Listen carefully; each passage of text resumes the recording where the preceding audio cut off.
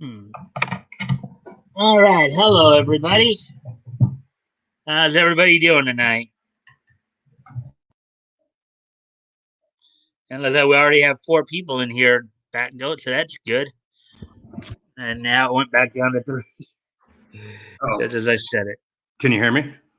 Yeah, I can hear you. Okay, good. All right. So let's see. Well at least kind of chit chat here for a quick sec before give some people a chance to come in. I sent out like DMs to both Tug and RJ of Critical Blast. RJ said he might listen in on his phone, because he'd probably still be driving back home from his work at this point. So, but yeah. So let's see.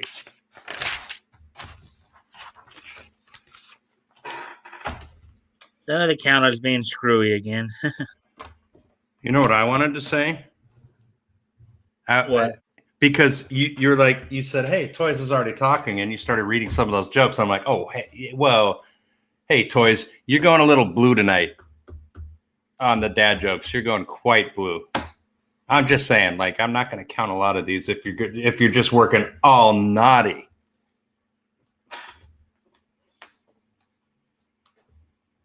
Am I wrong in that? Am I an old jerk? Well, I mean, even granted, the occasional dirty joke is one thing, but it's kind of like you remember when I was gonna read that one story, the Chinese cowboy. Mm-hmm. Okay, and then after we saw that one particular term 3 times over 2 pages, I decided to stop. Yes. The reason being is because, okay, it's one thing if okay, maybe you have it once or twice, in the whole story because that was the time period. But if it seems a little too gratuitous, then you got to say, no, maybe we don't want to do that. Yes. Like you, yeah. Well, and unscrew a light bulb. Come on, that's like, didn't we first hear that joke in like Patton from the '60s or something? Let's see, we have 4 people now, so a pregnant woman and a light bulb. You can unscrew. Oh boy. It's funny, but yeah, a little raunchy there. It's kind of funny how you mentioned the term blue there. It reminds me of the Justice League Unlimited episode, This Little Piggy, where Batman, voiced by Kevin Conroy, sat there and sang, "Am I blue? Am I blue? You're telling me." I'm not familiar with that. Well, let's see.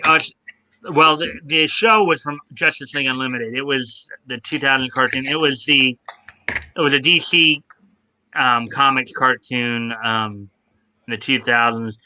Justice League was the one that would have like multiple, usually 2-parters, and then Justice League Unlimited would just like 1 part for most of the time.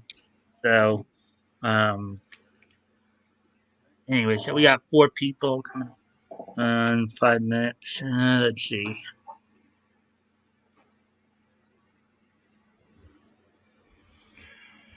So how'd your week go? Back as I was saying, it did seem like it was kind of a slow week this week. Yeah. Gosh, I didn't get much done. I wish I had, but I didn't do much. We stunk at trivia, and that's about it. It was my daughter's birthday was on Monday. But like all the kids that see my soon-to-be daughter-in-law, her birthday's like 2 weeks prior, and then my son-in-law's birthday is in like a few more weeks, or it's in June. My birthday's in June, and then my son's birthday is in July. So last year, because of COVID, we decided to celebrate all of our birthdays on my son's birthday in July, and like got presents for everyone at the same time. So it was kind of cool. We're going to do that again this year. Oh, just have, since all your birthdays are all kind of around the same time, you just within 2 months. One big birthday bash. Yeah. Huh. Oh no! Raise your hand if you saw Batgoat in spandex. You know what that means? That means that Toys is doing his what do you call it? I don't know. I don't know where he puts my face on like different people. Did you see that? I don't know. Maybe. I didn't see it, but what you mean when they superimpose the? Yeah. He's got it. Like what I saw, it said the name of whatever app it is, and he just like emailed me all these. He put my face in different scenes. The last one was some girl in spandex dancing. I don't know, what was that, like flash dancer? What was that? Oh, Jennifer Beals, I think, was in Flash, or Jennifer Grey, one of the two. Yeah, I don't think it was. He actually said Jeremiah told me to do that one. I was like, all right, if Jeremiah told you, then I'm just gonna have to accept it. Like, damn. Reface app. Okay. Reface app. Okay. Let's see. 6:50. Yeah, so Monday we were pretty lively, and then everything just kind of died out the rest of the week. Good Lord, Toys, you naughty, naughty boy. I'm giving you the diarrhea joke. That's good. But everything else was about naughty stuff. What'd you say, Mike? I'm sorry, I cut you off. Well, I was just saying that Monday we started out pretty lively, and then things just kind of died off the rest of the week there. Yeah. Well, Toys had theorized the other day that it may have been due to what happened like a couple weeks ago, like between you and Anon and all that. Yes. Absolutely, I agree with that. Well, I don't think like May and AT's absences have had anything to do with that. I know that Anon, I'm guessing Anon and Solid haven't been back, and I don't guess they won't be back. And then I don't think Dave was even here when all that was going down. So because he stopped in. Yeah, he stopped in the other day. I think he stopped. Actually, he stopped in yesterday. In fact, I think it was yesterday that Dave came in. Do I want a shout out video on your channel, Toys? Yeah, let me fix my channel first. Like the stuff I was going to do 2 weeks ago and then start streaming. I haven't done anything on that yet, and maybe I won't until after my son's wedding.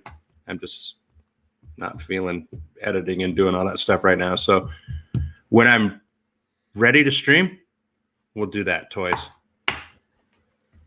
All right. Well, let's see. It is right now 8:50. So I can kind of let. Well, I guess it's right now. It looks like just the three of us. So I already told Batgoat. So basically tonight we're continuing our time in October of 1937. Tonight, focusing on David McKay publications in Eastern Color. We'll be kind of looking over the summaries from King Comics number 20, and then we'll go into Famous Funnies number 40 from Eastern Color. We'll probably get all that started about the 10-minute mark here. And like I was saying about my channel, I haven't done anything with that, and I haven't gone to the hobby store in a couple weeks. So I do plan on getting a new trophy, a new Lulz trophy, and I need to work on the championship trophy. Or I want to. That's my plan, is to work on the championship swatch for Toys, and then a new Lulz trophy, perhaps a smaller one. The one I made is too big and dumb. Oh, and I got a new co-pilot or autopilot. If I take off to go to the bathroom, there he is. He's much smaller, but Yeah. Okay. So basically, a quick little trivia tidbits in regards to the two David McKay Publications was a publishing company that originally started out in the late 19th century, in the 1880s. David McKay had bought out another guy. Now, he wasn't a comic book publisher yet, obviously, at that point, but around 1935, as comic books were getting started, they saw the potential there and then got together and started, publishing the King Feature Syndicate reprints in their comics, starting with King Comics, followed by Ace. I guess their three big sellers were King Comics, Ace Comics, and Magic Comics. And Eastern Color was always a printing company, but they became a publisher in 1933 and lasted until 56. But even before and after they were a publishing company, they were printing books and printing, comic books even after they stopped publishing them. So just a couple interesting little trivia tidbits there to go through. So let's get started here. Okay, so before you do, as you can see, the label on the Spud, it's not Spud Boy, the Potato Mike 6000 is gone, so I've got to reprint that. So right now you can just see the naked side. All right, go ahead. All right. So first up, we're gonna take a quick peek through some synopsis here. So this King Comics number 20. I got my hair cut the other day too. From David McKay Publications here, kind of starring Popeye. King Comics. Cover date November, 10 cents. Here is Popeye and Henry, from what I understand. Look, the little spinach can down there. Oh yeah. So, obviously these were reprints of the King Feature Syndicate characters like Popeye and well, here it says Popeye, Henry, and Wimpy on the cover here. So penciled and inked by Joe Musial. So let's see. So I'm just gonna basically go through the more well-known ones like Popeye and Mandrake and all that, just to save a little time here. So Thimble Theater here, 4 pages, based by Seagar, PC Seagar, creator of Popeye, Wimpy, Olive Oil, and Sweet Pea, and then genre's humor, and then here's the first line. Yeah, I'm Popeye second, and I'll see. Trying to do my Wimpy impression there. Still working blue. Oh, is Toys being naughty still? He's dropping. He's carpet bombing the naughty jokes. Quite honestly, I think that's a cheap way to try to get laughs. Quite honestly, I mean, because everybody would everybody laughs at body humor, like at body and dirty humor like that. Well, if you have a problem with fart jokes, and I have a problem with you, because fart jokes are always funny. Since the beginning of time, fart jokes are always funny, and I will stand by that. Oh, I mean, I'm not saying that. As I said, I'm not saying that once in a while, blue jokes are. I know, and you know what, Mike? He's not saying any naughty words. He's doing like the dad. He's doing the dirty dad jokes, is what I call it. Yeah. All right. Well, anyways, so the next one here from Flash Gordon by Alex Raymond, of course, who I found out recently had actually passed away sometime in the late 30s, I believe, in a car accident. Flash Gordon passed away in the 30s in a car accident? No, Alex Raymond, the guy who created Flash Gordon. You'd think they'd make a movie about that. Oh, the creator of Flash Gordon. The creator. of Okay. Flash Gordon. Not Sorry. not Okay. Flash Gordon. Okay. Okay, so the genre here is adventure science fiction. Characters Flash Gordon, Dale, Arden, and One Tusk. The synopsis here is Dale and Flash are captured, but help the Tusk men to hunt for meat in exchange for their release. And here's the first line of dialogue or text. Flash and Dale are surprised by a band of Tusk men. Tuskman, huh? Yeah. Like Fleetwood Mac. Remember, Flash Tuskman? Gordon was sci-fi, so. I was thinking of the USC marching band because of the Fleetwood Mac song Tusk. And then here's King of the Royal Mounted, 4 pages by written by Zane Grey, penciled and inked by Charles Flanders, just signed as Flanders. Colonel Potter's favorite author. Correct. The characters include King, Goulet, Pierre Reynard, and the kid. Synopsis. King goes after Reynard and has to rescue him from a cliff and arrest him. I guess that's the conclusion of the story. And here's the first line of dialogue or text. After distributing the caribou meat. Cliff who? Cliff Clavin? Cliff. No, rescued from a cliff. Cliff Punchard? Oh, okay. I'm slow tonight. Okay. Yeah, the King of the Royal Mounted. They're in the mountains. So he's chasing him, ended up chasing him off a cliff, apparently, based on what the synopsis said. And he had to rescue him from, hanging off a cliff. Okay. I'm messing with you too, Mike. I'm just being a dummy. But here's somebody you know pretty well, Batgoat. Eddie Rickenbacker, credited as Captain Eddie Rickenbacker. World War I flying ace. Very famous. Yes, indeed. With Clayton Knight penciling and inking this story. Vincent Patriarca, Commander C.E. Rosendahl, O.C. Le Bollier, Renee Dorm. Hall of Fame of the Air. This was a 2-pager.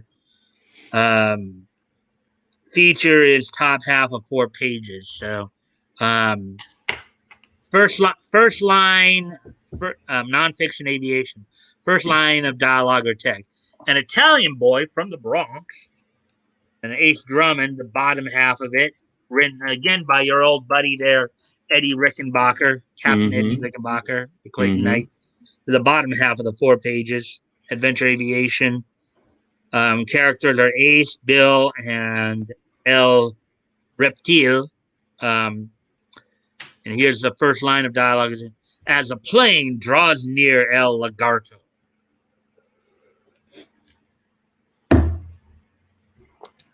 The train, I had a joke and I messed it up, so I'm not even going to let myself continue. What's got ears but cannot hear? A cornfield. Ha ha. There's Little Annie Rooney by Brandon Walsh. Here's Little Annie Rooney by 4 pages by Brandon Walsh, not to be confused with. This is not the same Brandon Walsh from 90210, by the way. This is obviously a different one. Or Andy Rooney from 60 Minutes. Never wonder why. And then penciled and inked by Nicholas Alfonsky, signed as N. Alfonsky. Genre drama, domestic. Annie Rooney, Rosie Green, Joel Walker, Maggie, Mr. or Mrs. Lake, 0. Synopsis: a letter from Annie is shared with Maggie and Mrs. Lake, and Mrs. Lake readies Annie for school. First line of dialogue or text. As Shakespeare said,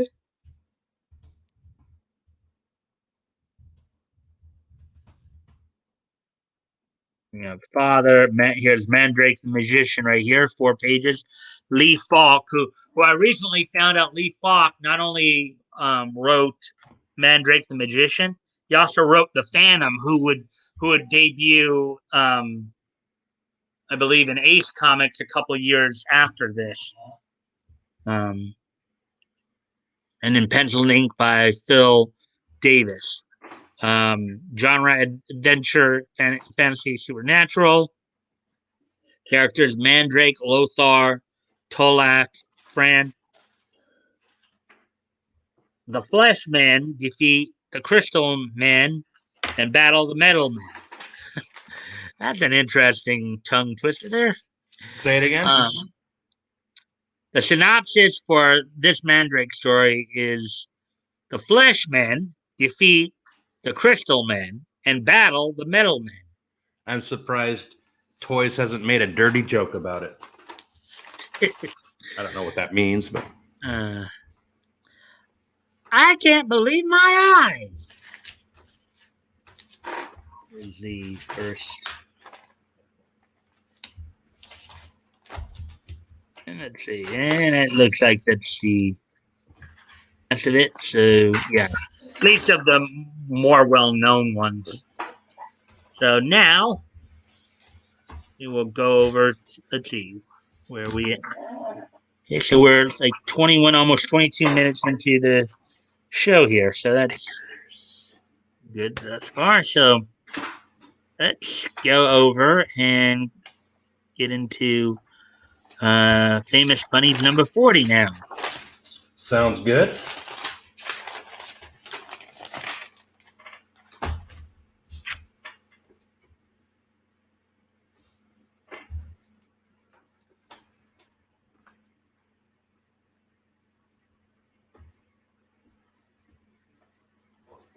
Eastern color. Actually, there we go. Let's see now.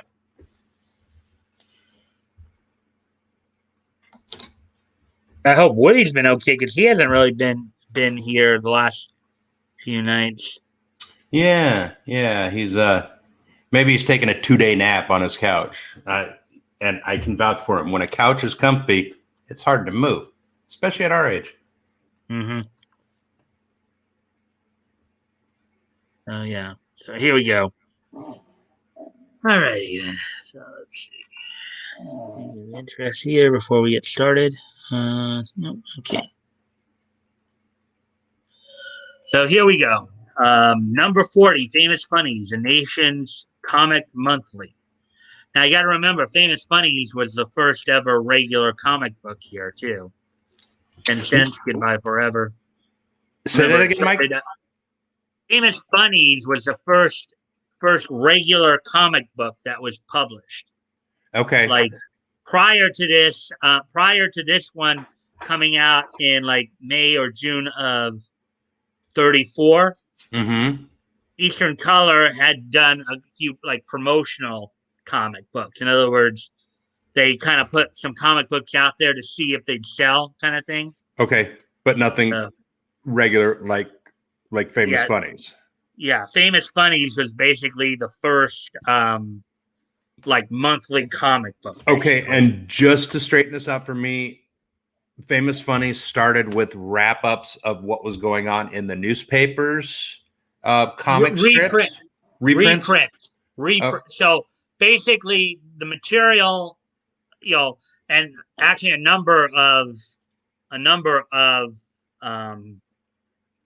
comic books started out that way, where they would take the reprints of comic strips that were already printed in the papers, and then they just reprint them in the comic book. And then, like you're telling us or you're showing us, as time moved on, then they started bringing in their own characters. Well, yeah, and making serial. Over time, eventually, comic books would start producing more original content. At the point where we're at right now, in October of 37, only DC and Centaur were the only two companies where they were predominantly doing original content. Okay. All the other ones were still predominantly doing reprints. Now, granted, Not to say that there weren't some original, like they didn't, they did put in some originals as well, but for the most part, with the exception of DC and Centaur, most of the comic books at this point in time were still doing reprints, predominantly doing reprints with maybe one or two original pieces. But so here at the bottom here, Reed, Dot, and Dan in Santa Land. Thrilling adventure features. And you see November, that's a cover date, not the on sale date. This one went on sale in October, but Okay. so Roy Powers, Eagle Scout. That's one of the stories we're gonna probably be looking at. Okie Dokes, another one. And there's Dickie Dare, Buck Rogers. I was gonna try to read Buck Rogers, but apparently they don't have the Buck Rogers story in this particular copy. Sky Roads, that was the one I was telling you about. That was kind of the air one, and then Scorchy Smith. And Scorchy Smith, I think, is another like air one, but more humor based. Scorchy Smith, huh? Yeah. Let's see. So yeah. My name is Seaweed Sam, mates, and I've roamed the whole world over. I've gone from Patagonia to the town of Singapore. I drink salt water for my thirst and sup on green seaweed. And I trim my sail to the blowing breeze, wherever it may lead.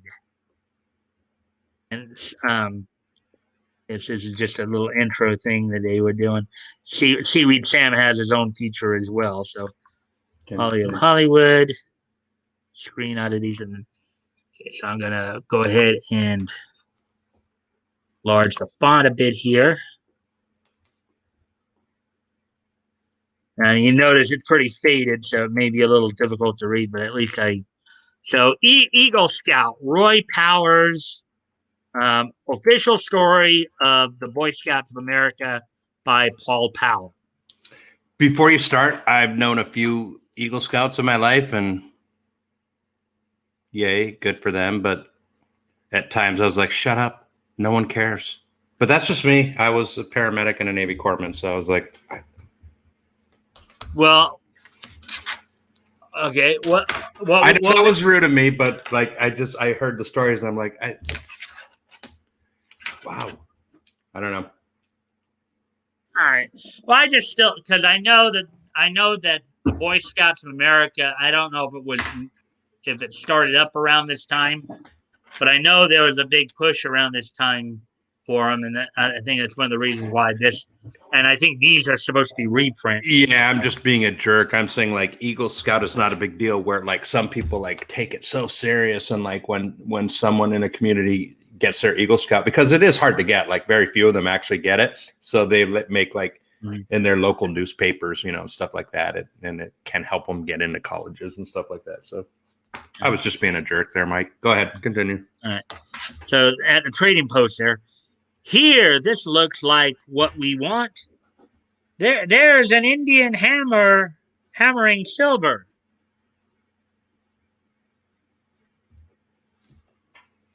We'll want supplies. Oh. What? Oh, toys. What? Toys. There's an Indian hammering silver. Make that completely perverted. I bet you can. Right. Okay, go ahead. We'll want supplies for 2 or 3 weeks. Where can we get burros? Joe Laguna have fine burros.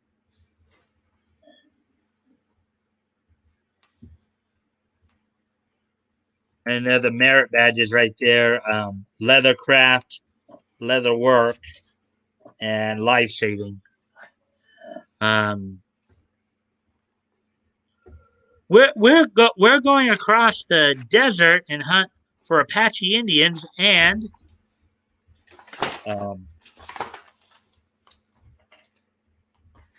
hush, Rocky, stop talking. Why should I? I'll tell you. I'll tell you later. Or maybe they're doing something they're not supposed to. Maybe. I'm sorry. You know what, Mike? It's Toy's fault every time. Like all I'm thinking is perverted stuff with everything you're reading. I'm just thinking of perverted jokes, and it's Toy's fault. Why did you tell me to stop talking, Roy? That Indian was listening to every word you said. Well, suppose he was. Well, suppose he was. Roy, I'm afraid you've let my talk about Indians get the better of you. Roy, look back. That Indian you saw in the store is following us. After leaving the trading post, the Indian follows them. Is he still following us? I don't see him now. Here's Joe Laguna, and look at all those burrows.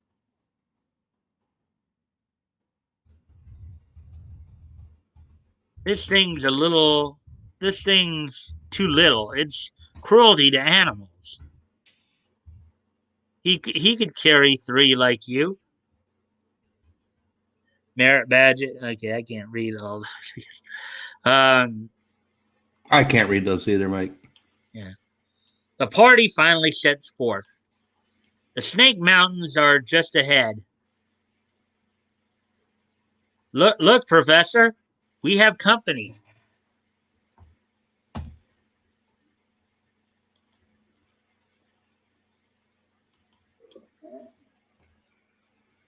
He'll be turning soon, I suppose.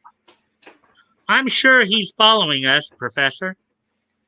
I'm hungry. Let's eat.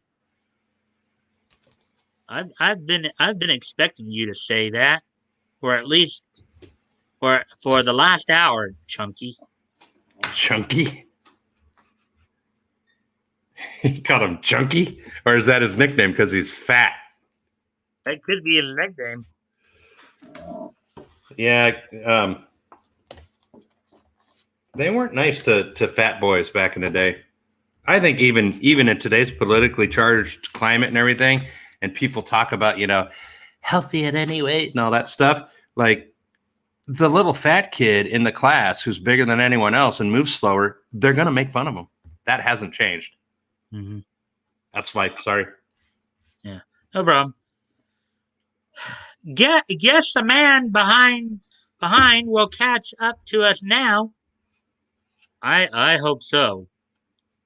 Professor, he's stopping too. What?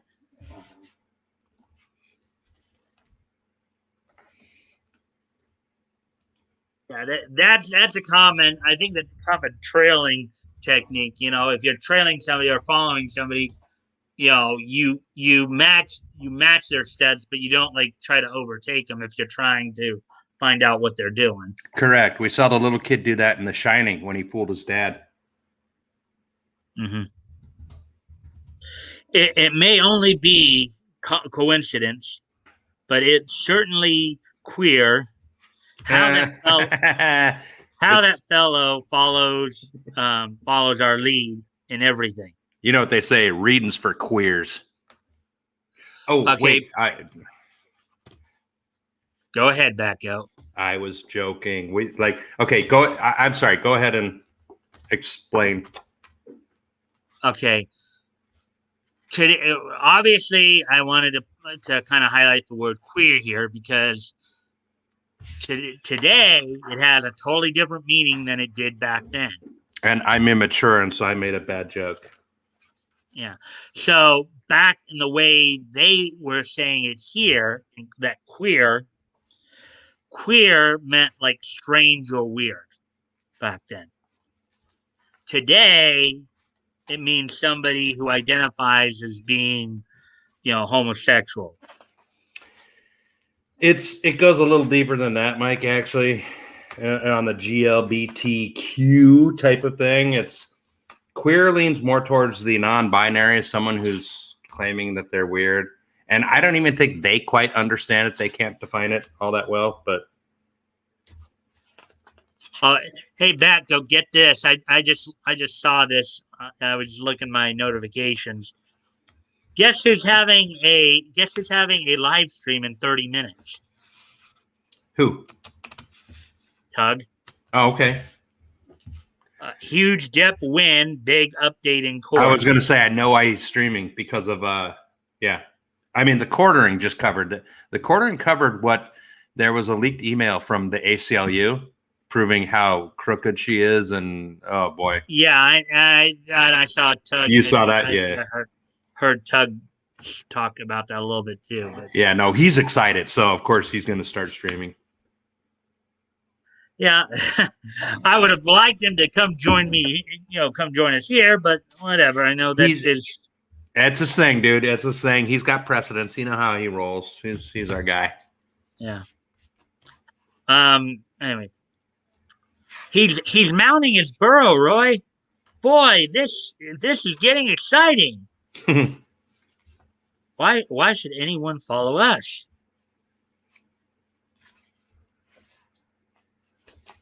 Let's call it a day in pitch camp.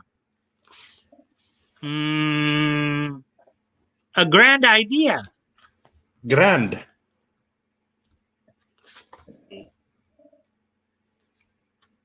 A capital idea. Maybe on the next, yeah. Well, if that doesn't beat everything, that man is making camp too. This guy's apparently trailing them. Mm-hmm. I thought he was going to say, well, I'll be. No, I won't do that. I'm a little saucy tonight, Mike. I apologize for my behavior. Yeah, sometimes it happens. Well, you know what it means. I'm in a good mood. Everything's yeah. Good. I don't like it.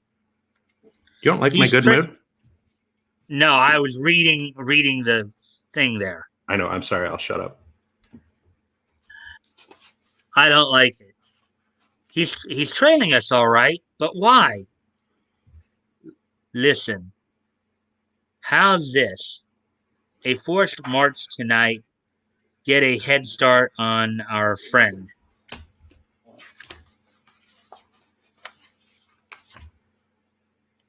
Before dawn. I really think this will do the trick. All right. I really think this will do the trick, Professor. But as the sun tops the horizon, as the sun tops the Arizona hills. Sorry, but our friend is right behind us. Kind of interesting too how they put the merit badges to the far right there. Yeah, I get what they're doing. Don't you think that's an early pop-up video or an icon thing happening off to the side of whatever they're doing? That activity will correspond with the merit badge. Am I right in thinking that? Yeah, I think that's a good possibility. That's what it is. Which is cool. I mean, I dig that. That's like I said, everything I talked about, like pop-up video and stuff, that we wouldn't have it if there weren't things like this, correct? Mm-hmm. Yeah, I mean, I think this is obviously this strip and comic feature was used to promote Boy Scouts, which again I think started up around this time. Yeah, and was being heavily promoted. And they're doing it a very cool way of being in the comics, and you just pointed out, bringing up the merit badges to the right, and I can see little kids yeah, I want to get me that and join the Boy Scouts. So it's good stuff. They did a lot of this stuff in comics back in these days. Yeah, for sure. And we've seen it. Well, it's kind of pro-America stuff and building, good adults. So I have no problem with any of this stuff. Right. Exactly. I know you feel the way I do too, but that's a side opinion. Continue. Yeah. Something must be done. I won't budge a step further until we investigate this mysterious business. Professor, let me talk to the man. No, Roy. It might be dangerous.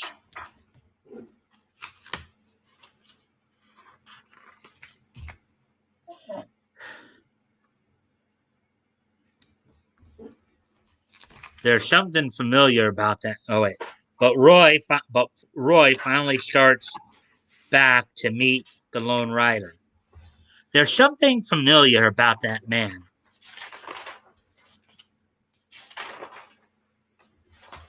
Go back. Go back. No come mountain now. Great Scott. It's the Indian from the trading post. I guess he was right. He was familiar. Mm-hmm. Go back. No come mountains now. Come other time. Why should we go back? Roy finally returns to his friends. All he said was go back. No come mountains now. The man probably has some delusion. I think the best thing to do is ignore him.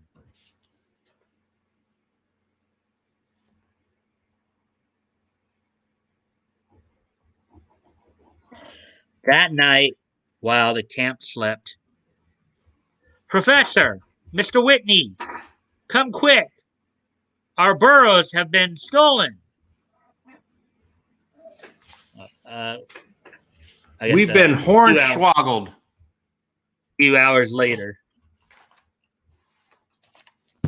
Roy has discovered that the burros have been stolen. Look here. Look. Here are the tracks of the thief. Hey, fellows. Look, here's one that didn't get. Good now. We can go after the thief. That Indian means trouble.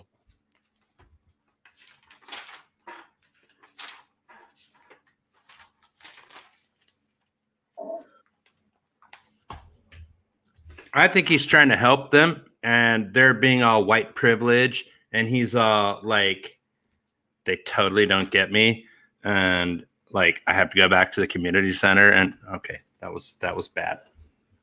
Yeah. It was kind of funny. Yeah. What makes you so sure it was the Indian? Here's a print of his Apache. Here's a print of his Apache boot. It shows a turned up toe. How did Roy know Apache boots are curved up in front?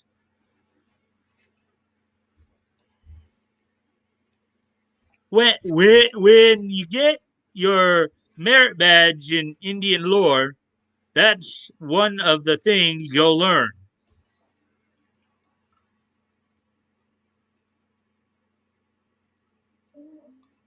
I'd like to go after that engine if nobody has any objection.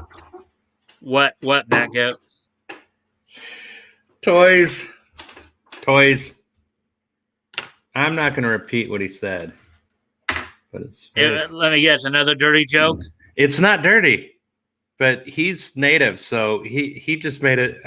God, Toys, you're horrible.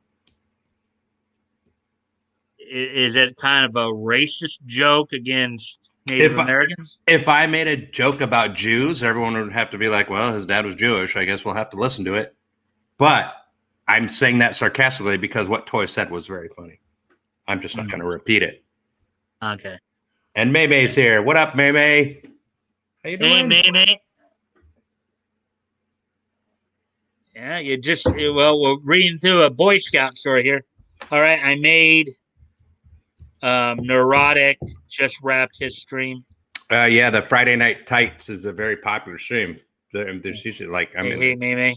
And I've been in there. There's like 5,000 people in that chat. That is a big chat. What's up, ATC? Yeah.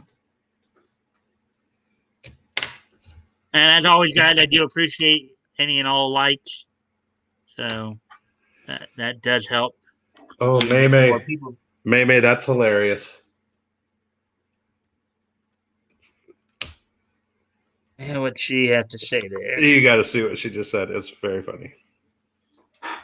Which racist comic is this?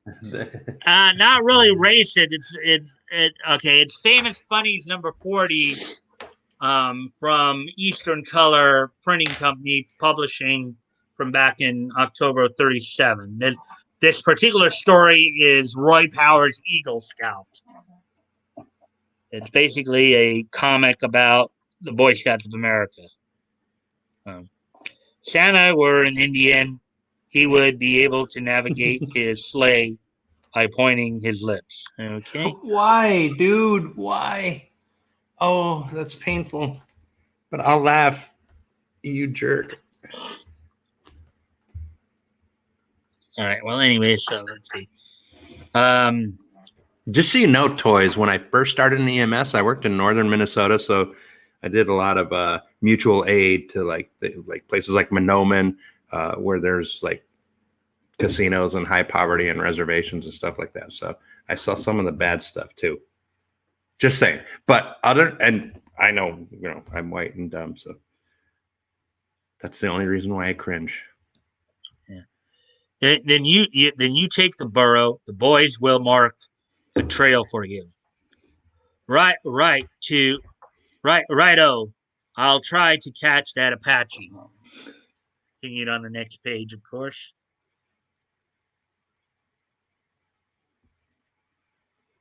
Hey, there you go. Eagle Scout Roy Powers, the official story of Boy Scouts for America by Paul Powell, or Mamie there.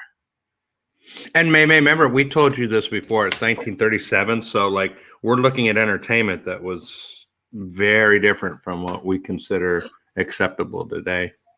Right. The whole point of this is to, give people a bit of an idea from a historical concept of how, comics evolved over time, and the worlds that were built within these pages. Mm-hmm. So okay. So, anyways, what will we do with all our equipment? Don't worry about that, Professor. Our scout packs will hold plenty, and we'll leave a note to pick up the rest when he returns.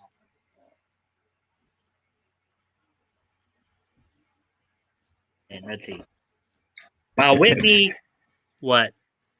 Action. His Toys is still going. Oh. Go ahead. Go ahead, Mike. Sorry. Right. While Whitney tracks the thief, the rest of the party trudges on. We followed this chasm for miles. There must be some way to cross it. Looks like a bridge just ahead. Let's remember this spot. We may need this bridge in a hurry. Gosh, Roy, that sounds like you expect trouble. May just said she gets it from the time. She understands the time period. All right, let's see.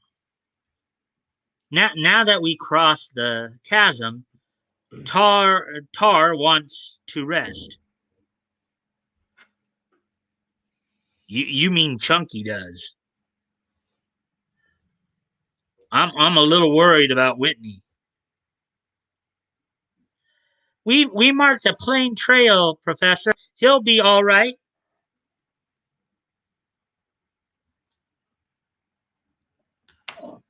As Roy explores the rocky region, he makes an amazing discovery. This looks strange. This looks strange. Great guns. Indian characters. I'd better call the professor. Just stumbled onto it by accident. Let's see if I can decipher him. Why, this is amazing, boys.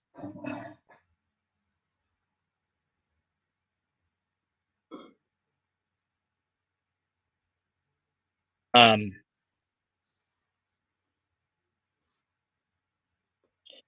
Professor Vari deciphers the Indian writing. Here's what it says: Great wall to heaven and path of darkness. Build circle of fire for glory to Big Chief of Red Mountain, mightiest of all Wanini chiefs. It it doesn't make sense. Maybe not. What? Go ahead. Continue. Maybe not, but it means something. Under Underway again. Never heard of the Wanini tribe. Did you save the translation, Professor? Look, Professor, a ladder of natural rock. I'm going to climb it.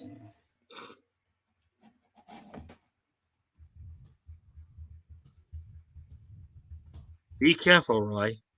Yes, sir, I will. Well, it leads right into a cave and a passage. Something tells me somebody made it. Indians, I'll bet. They sure like blaming our Native American brothers and sisters, don't they? Well, I guess they're in a territory where, Native Americans were living. So that would be a natural assumption to make. That makes sense. I thought they were thinking like it was like graffiti or something and being Because jerks. I think they said that they were in the Arizona hills. Oh, okay. Mike, I'm doing dumb humor again. I'm sorry. I can't stop myself. I'm really lame tonight. Down at the base of the cliff. What's keeping him? If he's not back in all right. If he's not back in 5 minutes, I'm going up after him. Come on up, Professor, Rocky and Chunky. Come on. There he is. My man, Chunky. Roy excitedly signals his friends to join him. They climb the ladder. We're coming, Roy. After a long, steep climb, they reach the cave. In the cave, I didn't explore all of the cave. It goes way in. Then let's examine it. No telling what we'll find. And continued on the next page. I believe the next page will probably be the last one because I think it did say something like 4 pages. Okay. And every time you get to the end of a panel, I love the merit badges. Since you brought it up, that's super cool that they're doing that. And there's nuts. Look at that. I think that's cool, personally. When I grew up in the 70s, like I was taught to read a compass and a map and land navigate as just a regular little boy growing up. We all had to do that stuff and tie knots and things. And yeah. Let's see. The tunnel winds deep into the mountain. Skinwalker, Skinwalker Ranch. Ooh.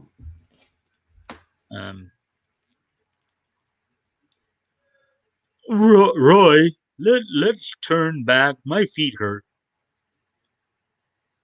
Buck up, Chunky. This tunnel must end soon.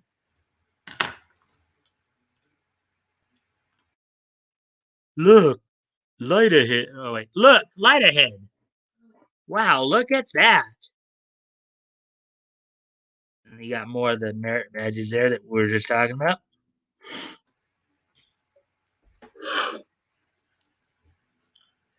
Look what I found, fellows. Oh boy. Let's see. Here's more Indian writing, Professor. Right, right, Roy. They are the same. It's. I was thinking of Native American graffiti. Like it says, "Standing Bear was here." The same as what? The same dialect as those Indian characters, Roy. Oh, I guess I was the same as what? The same dialect as those Indian characters, Roy, found on that rock. Meanwhile, Tar below in the desert, um, Whitney triggers on search for the thief. Okay, I hope I read that right. I think it said trudges on in search of the thief. Okay, that probably makes more sense. That's cool though. That was hard to read. Professor Mart translates, so that's his name, Professor Mart. Professor Mart translates the writing on the altar stone. Boys, we've had marvelous luck. This was the sacred meeting place of the Wanini Indians, an ancient Apache tribe. They Oh my offered they offered sacrifices at this very altar. What's going on, Batgoat? Toys is keep reading. Toys is just being toys. Wow. Guess he's really feeling spiffy tonight, huh? He's making me laugh. Hmm. Unfairly so. Yeah. Like I said, I can break out the Jew jokes, but I don't want to. Yeah. The chief was big chief of Red Mountain, right? But how did you know? Remember the Great Wall to Heaven?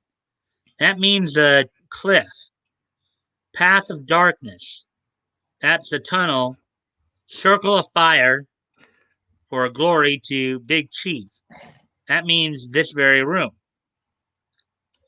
Roy, you've hit it. Suddenly, Chunky interrupts with a startling statement. Professor, Rocky has disappeared. Oh, Rocky! Rocky, where are you?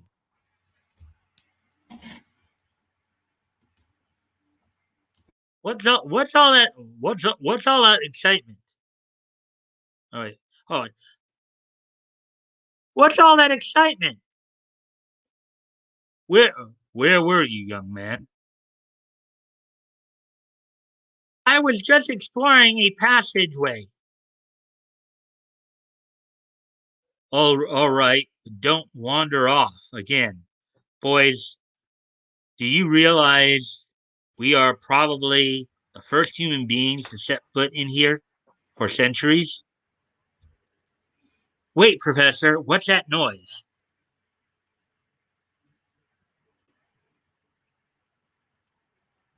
Can't you hear it? Listen. Probably some small animal, Roy. No, Professor. I'm sure it's voices. Voices? It's getting closer, louder. Shh. Let's listen. And then, after a few moments of breathless waiting, it's too fantastic. It's unbelievable. Those are voices, the voices of Juanini Indians. And then continued next month. So that's that story. see, where are we at on All time? right. We're right at the 1 hour mark. So, Mike, I'll tell you what. I'm gonna go fix myself another drink, and I will either. Do you want me to turn my computer like I do, and I'll mute, and you can see me in the kitchen, or do you just want to be okay Yeah, with? I mean, if you're gonna be doing something for a few minutes, why don't you just go ahead and mute it? Because you'll still hear. Um, yeah, because it took us a while to get through that story. Yeah. No, I'm gonna take my headphones off, so I won't be able to hear you. I'll turn my computer so you can see me in the background. Do you want it? Is that cool? Yeah, I mean, that should be fine. Okay, Rockstar.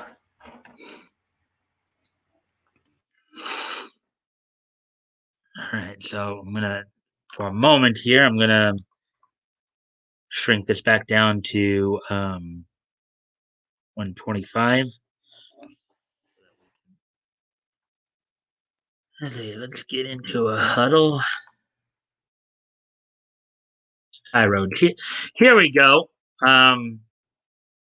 Sky Roads by Lieutenant Dick Calkins, U.S. Air Corps, retired. I'm just going to try to get through this as quickly as I can. I know we.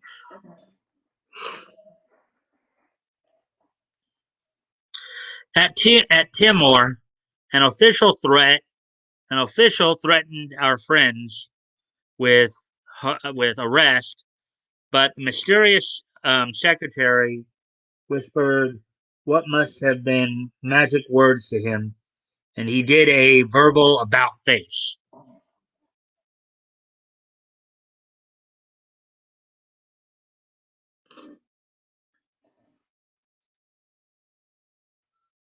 Who who is in command of this post? Colonel Vandervoot. Colonel Vandervoot. May I escort you to him?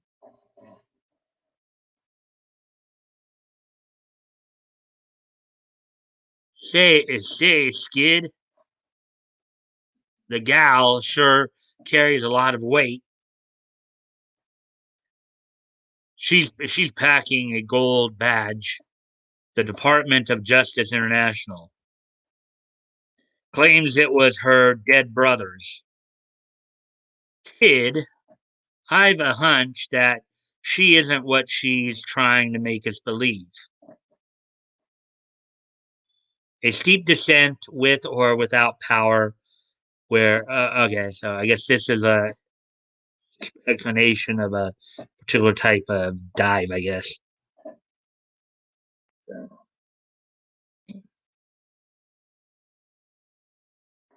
Skid and Hawk figure that she holds a position of quite some importance in the International Department of Justice.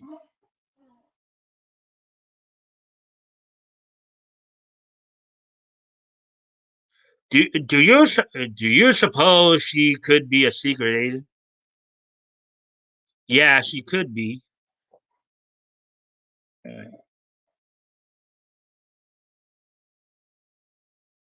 Good day. The captain told me. Allow me to show my credentials. Hmm.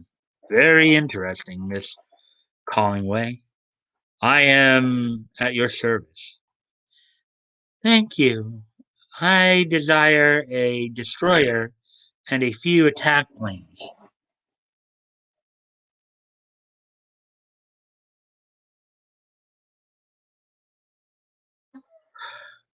The Dutch commander at Timor assured her that whatever she asked would be gladly furnished. Um, tell tell tell me what for. Merely this, Colonel. I think you have heard of the Black Death.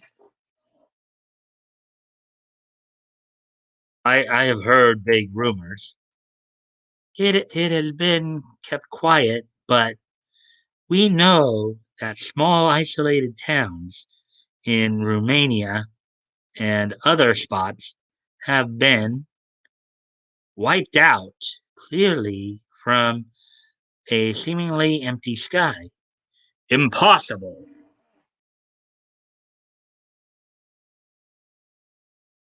I'd go back yet. Yeah. Ah, Leto's here. Hey, Leto. Hey, by the way, Mike, you said next Monday is open mic night because I sure got a video topic to discuss. Um, yeah, open mic. That's this Monday. That's the 31st. That's this coming Monday now, Nene. Um, so when we get back on Monday over after the weekend, um, that's when we'll be having open mic night. So what you got, Mimi? ATZ asked. Leto, I had my 100th subscriber video. Still a bit tired. We'll be streaming tomorrow, hopefully. Well, hey, I hope you're enjoying the content here. Everything okay, Leto? Hope you good, Leto. Nice, Meme. Congrats. Yep. Also, ATC, it's a channel trying to expose anime. I am just getting ready to drive to work. So I'll be listening. Um, so Batgoat and Mike make it a good show. Yeah, we're trying to. How about Batgoat's like, where's the thingamajig? Oh, there it by the watch inlet. Okay, the 31st. Yeah. So just a reminder, just since Meme asked, this Monday will be our next open mic night, guys. So Monday, May 31st, Memorial Day here in the state. So just under the weather. Hey, Leto. I'll be fine. And as always, guys, I do appreciate any and all likes and shares. So see if we can get some more people in here, of course.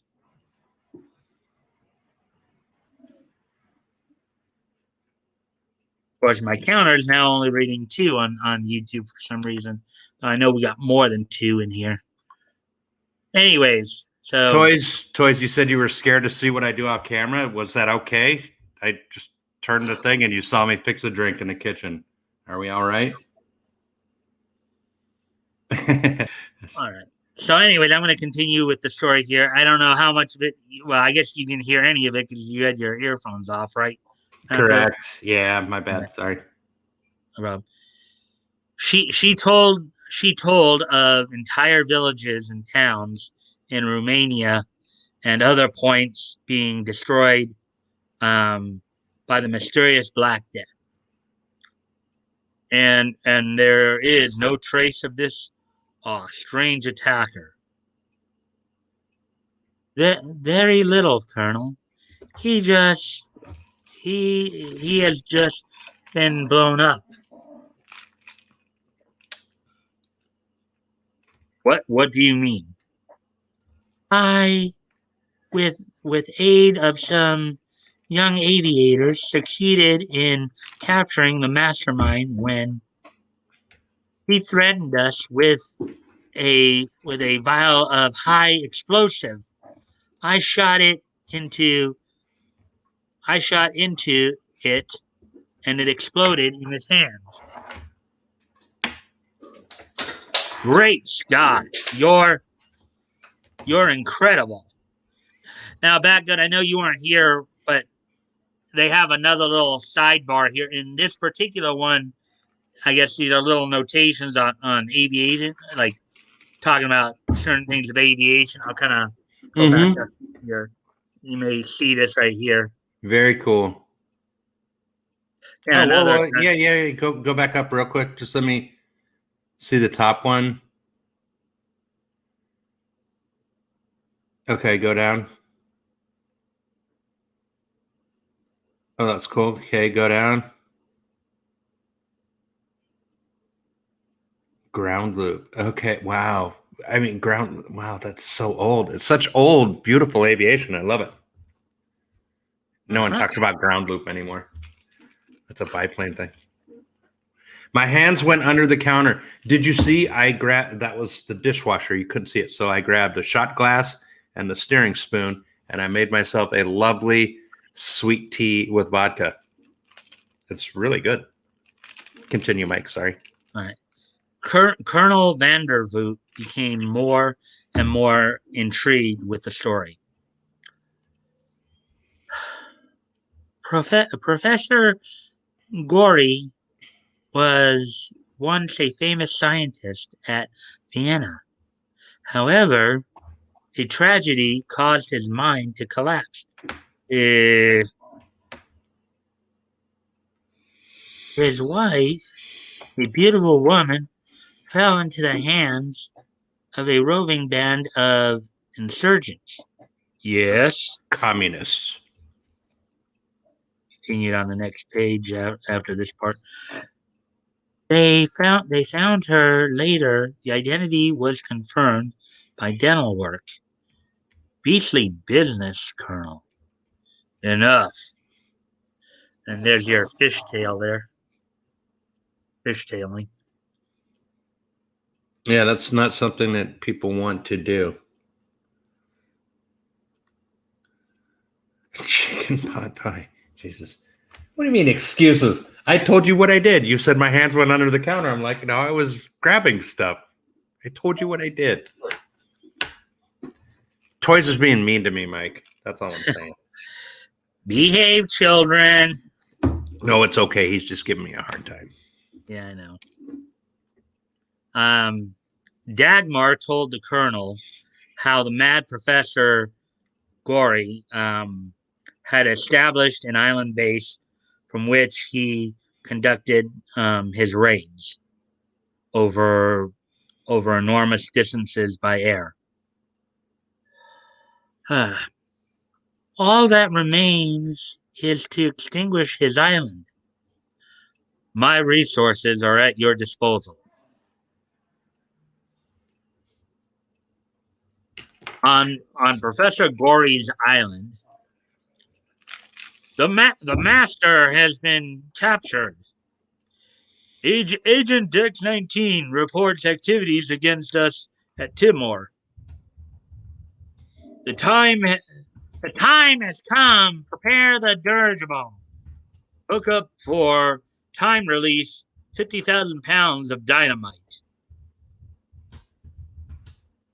And then there's some more plain stuff right there. On the mysterious island, a great hustle takes place, having learned that the Dutch army planes and a destroyer are being sent against them. The gang hastens to depart. All prisoners to be left in confinement. Orders from operations officer.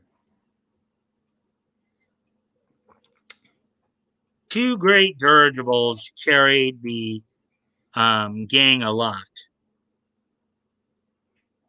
Time control set, sir. Attain 10,000 feet altitude. A pretty spot. It's a shame to see it go. Yes, sir. A nacelle ISA. Covers the motor. It covers the wheels. Well, no. You'd call that a fairing for the wheel. Yeah. That's okay. Never mind. With the island mined, the maniac gang took to the air, leaving their late habitation to the mercies of dynamite.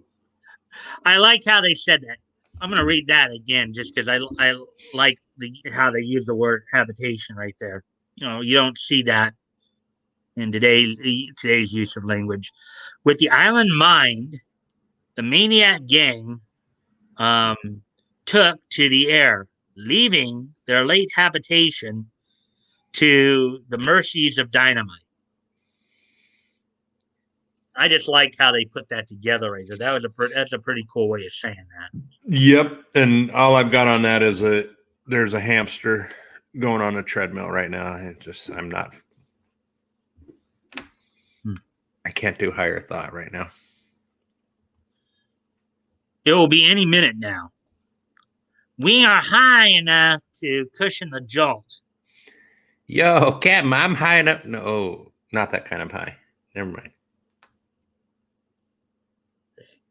4 seconds, 3 seconds, 2 seconds, 1 now.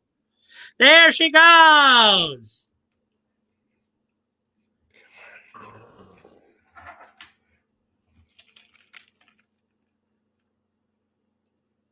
5,000 pounds of dynamite hurled Professor Gory's island into the air with a thundering crash.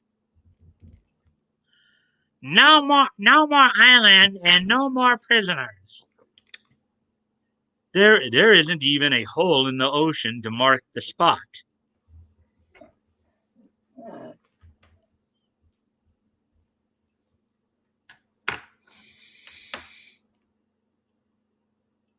The ocean usually doesn't leave holes behind.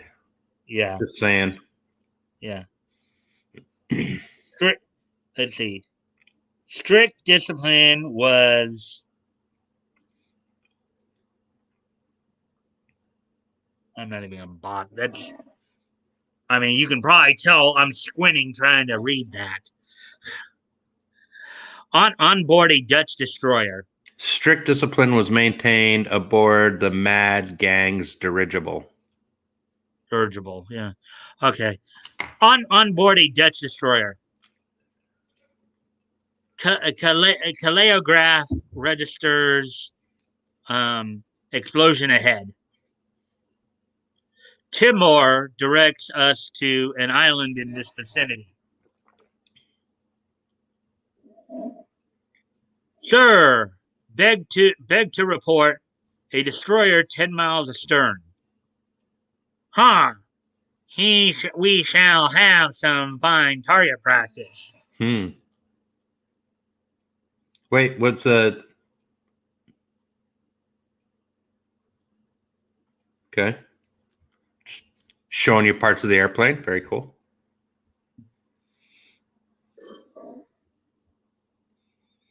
The mad crew of Professor Gory's dirigible prepare to bomb the Dutch destroyer as a final gesture of their world-wrecking idea.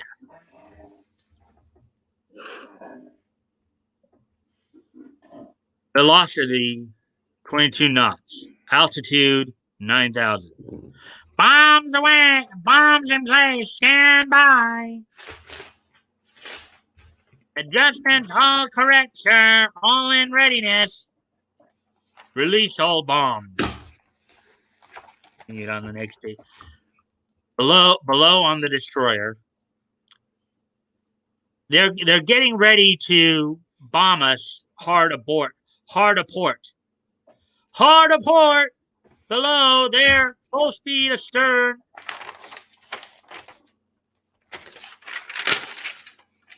What was the I was just flipping my notebook. What was the last? Oh, what was the last statement I was making there? Yeah, no, the last wink thing here. Center of gravity, yes. CG in an airplane is very important. Many people have died over incorrect CG calculations. Very, very important. Center of gravity.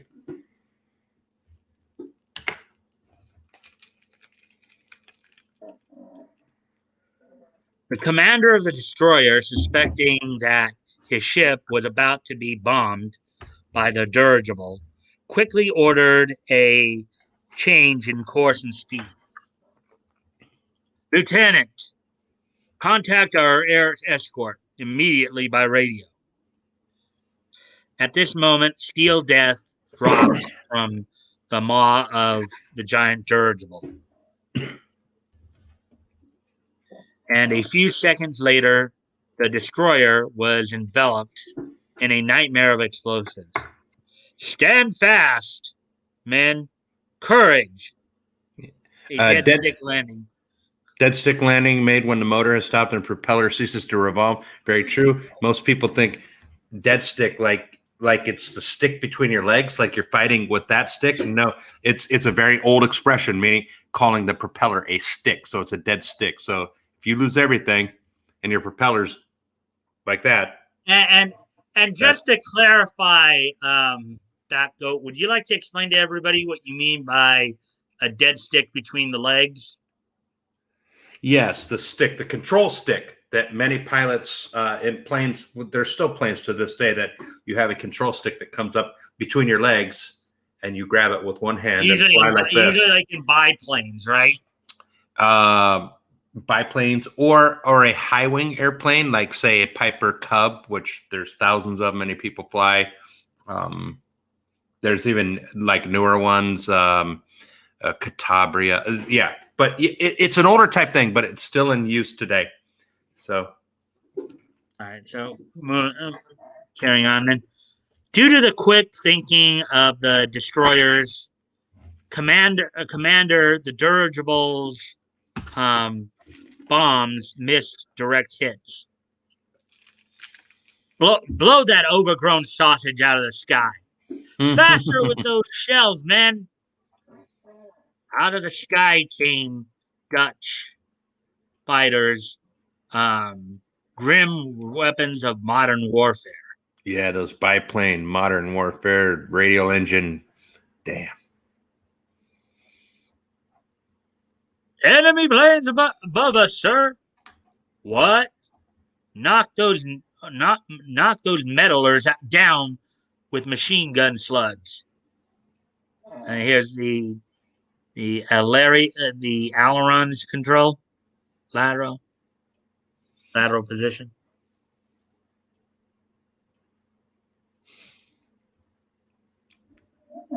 The dirigible was certainly in a bad way.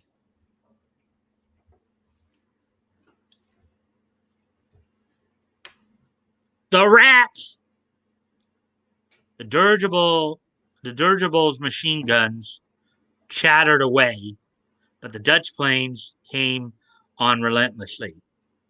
The fight tore the tropical skies into ribbons of streaming destruction.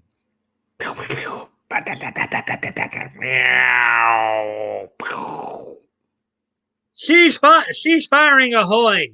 Destroyer stand by to pick up the survivors. See, they got it broken in half.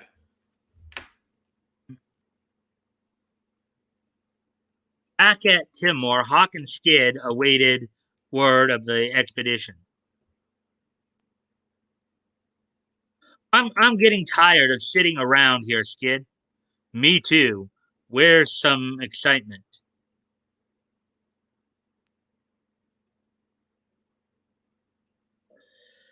Hello, boys. Well, the professor's island is blown up, and his dirigible is down in flames, but, he had two dirigibles. That means radiogram.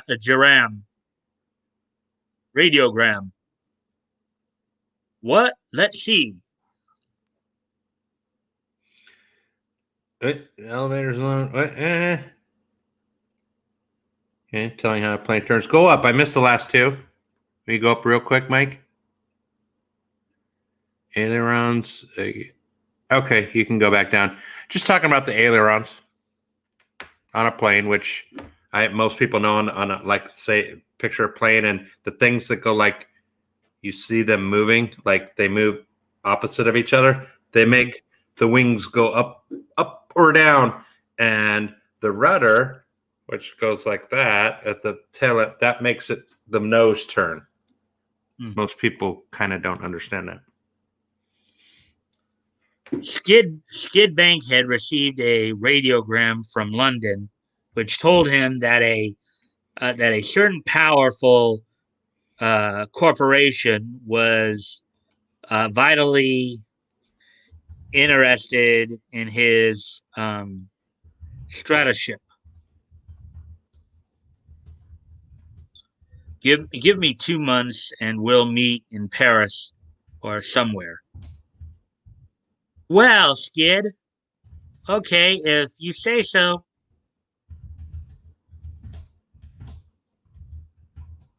If I put this deal over, it'll be a feather in our caps. Good luck, kid. Jerry, it looks like you and I are now orphans. Yeah. Pin back your ears, boys. We're off for Ethiopia. Are you game?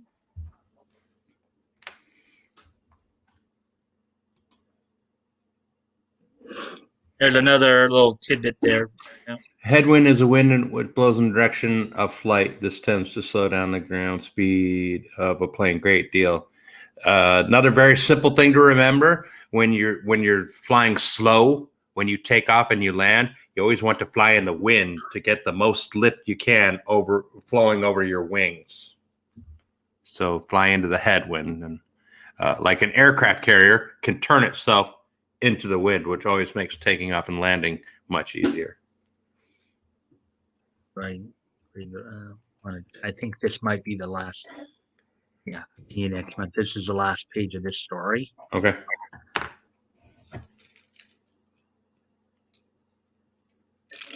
Dagmar Collingway surprised Hawk and Jerry by announcing a secret mission to Ethiopia and asked the boys to accompany her.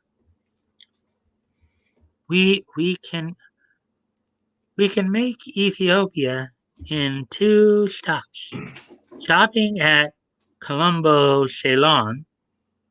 Now, as I recall, I think Ceylon, I believe that was the former name of Sri Lanka. Yes, I believe you're correct. I don't even need to look that up. You're right on that one. I believe Ceylon was the original name or previous name of what we now know today as Sri Lanka. Correct. And just for Leto, because I know he'll get this musical joke, just like Istanbul, now Constantinople, they might be giants. Yeah. You know that song too, don't you, Mike? Yeah, but it wasn't from They Might Be Giants. Wasn't it? I thought it was. Maybe. I don't think, well. I'm not going to look it up. Someone in the chat can. I think it's They Might Be Giants, Istanbul, now Constantinople. It's a 90s thing. Yeah. All right. Gee, Dagmar, you're no softie. This mission is rather sudden, but orders is orders. Just another order of soup.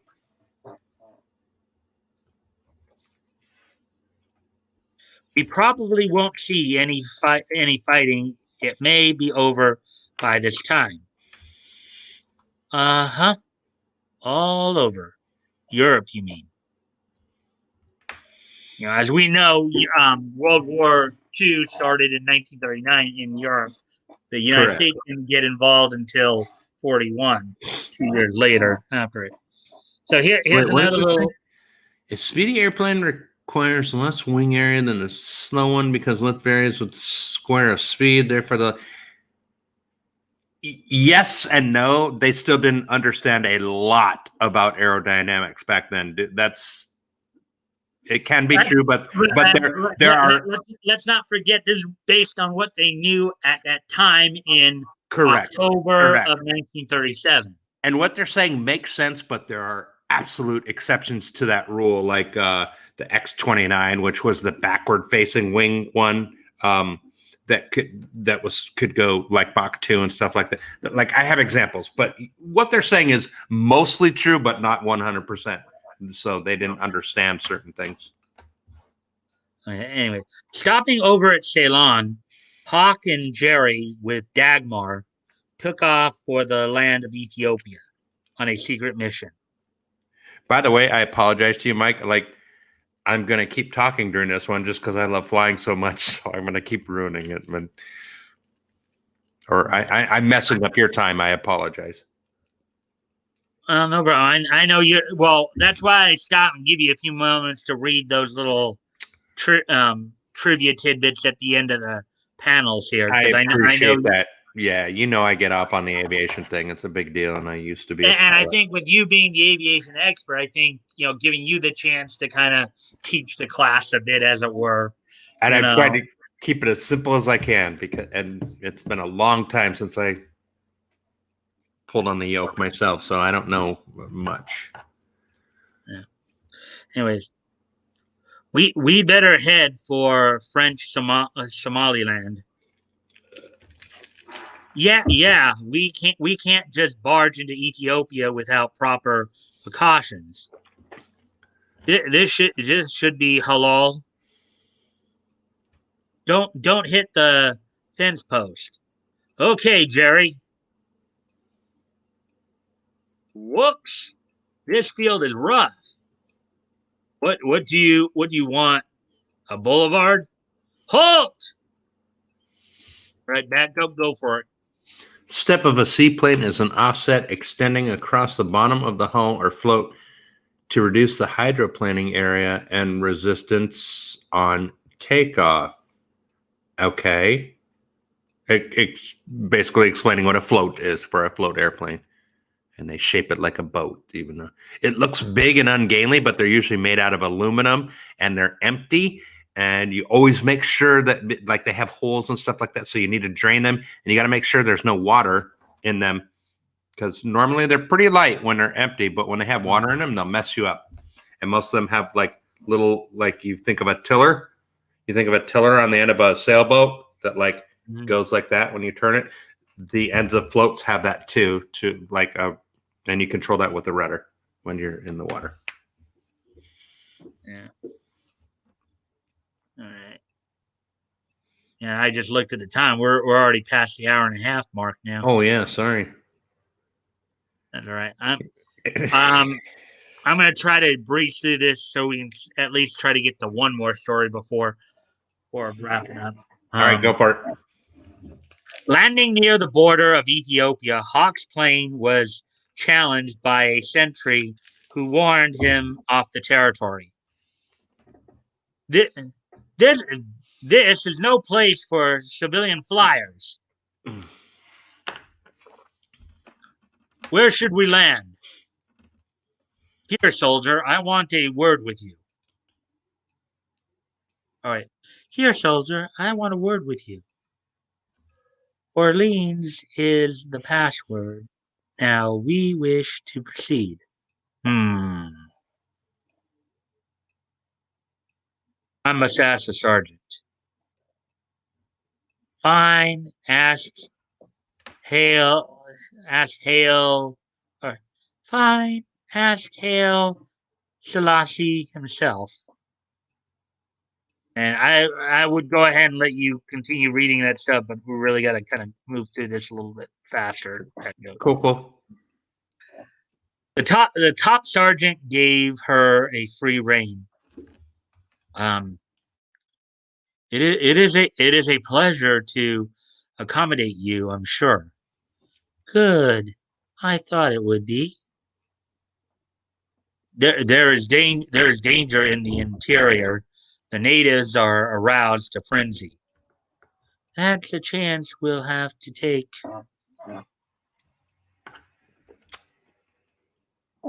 I have a notion to fly you back to the coast. Ah, Mr. Hawk, gee whiz, you can't do that. Propeller torque. Always be aware of that on takeoff.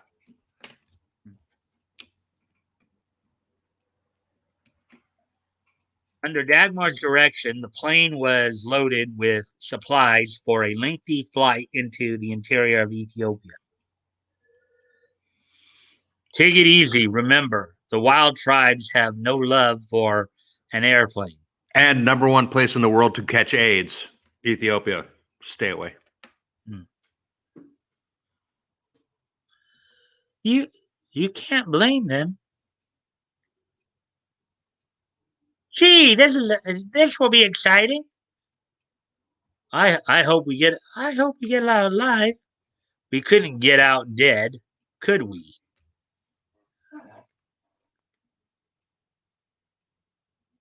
Um, Plus, they have no food in Ethiopia either. here comes another of those accursed flying croc. Oh wait, here comes another of those accursed flying crocodiles. Pray that it lands within our clutches. Continue next month. Angle of incidence versus angle of attack. Of course, angle of incidence never changes. That's what the wing is. And angle of attack changes every time you pull up the yoke or goes up and down. That's why pilots stall their planes and kill people. So there were a couple more stories I was going to try to read. War on Crime and Who likes my pilot interjections? Toys, please tell me that this was okay, because I know it was upsetting Mike, and I'm sorry, dude. I know. It wasn't. I wasn't upset. I know you like it. It's just. I wasted time. I wasted time. I know, but it was my thing. I love talking aviation, so I appreciate you being cool with it. Yeah, no problem. I mean, I like listening to you talk about it too, because I know, one, that's something that you're an expert on. And Leno just said he does. Cool. And Toys just said he does. Thank you, guys. Thank you. I appreciate it. Okay. By the way, the guy who wrote Sky Road, I know you didn't hear this at the very beginning, Batgoat, because you were away, but by Lieutenant Dick Calkins, U.S. Air Corps, retired. No, reserve. RAS. Oh, reserve? Yeah. Okay. So 1937, he was in the United States Army Air Corps. It became the U.S. Army Air Force in 1949. So, yeah, Air Force came from the Army, just like Marines came from the Navy. I was just looking to see how many pages that War on Crimes. You know, I'm not going anywhere. I'm here with you. It's up to the chat, like how long you're going to go. And it is I just broke my potato mic. Wow, 2 drinks and I'm a wreck. I apologize, everyone.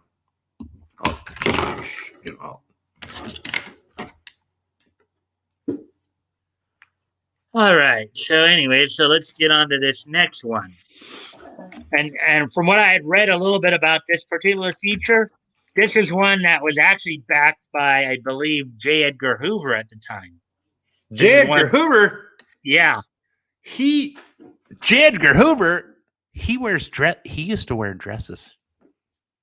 Well, he was the head of the FBI at this point in time, too. I understand that. He was also what they used to call a transvestite. Now it's called transgender. Yeah. War on Crime by Rex Collier. Sorry. Go ahead. True stories of G-men activities from the files of the Federal Bureau of Investigation.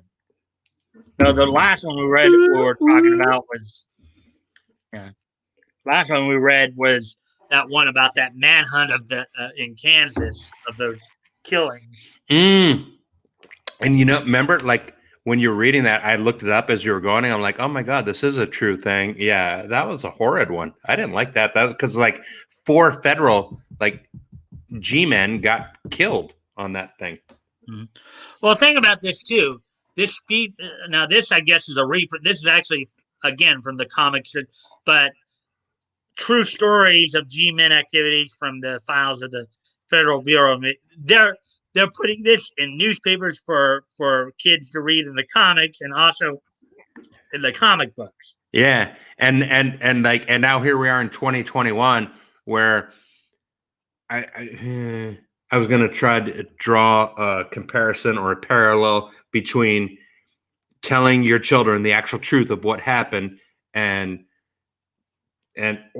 or the difference between SJWs like sugarcoating and pouring honey over history and like changing words and actual events to not hurt feelings, but they change actual history. Do you get what I'm saying? Like, yeah.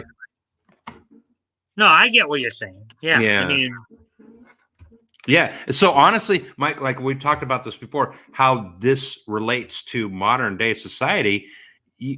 Like this is directed for kids, and it's really serious. I mean, it would almost be like think of unsolved mysteries from the 80s and 90s, right? Yeah. Like thinking that your 5 and 7-year-old kids just learning to read could read this and be okay with it. You know what I'm saying? Like, it almost boggles the mind that, like, if parents didn't understand that comics were, it's not a bad thing. Comics were saying, like, here, you're young, but we're going to tell you what's going on. Mm-hmm. I think that's pretty cool. In my opinion, Yeah. That's like the beginning of, like, yeah, but what you have to remember too is throughout the particularly as the superhero genre was really picking up and comics were really becoming popular throughout the 40s, and you got into Frederick Worthen's work, that's what eventually led to the CCA, because parents were starting to complain about the material,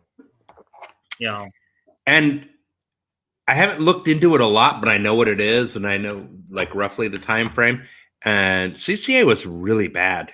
It was really bad for comics and creativity, and it was a bad thing.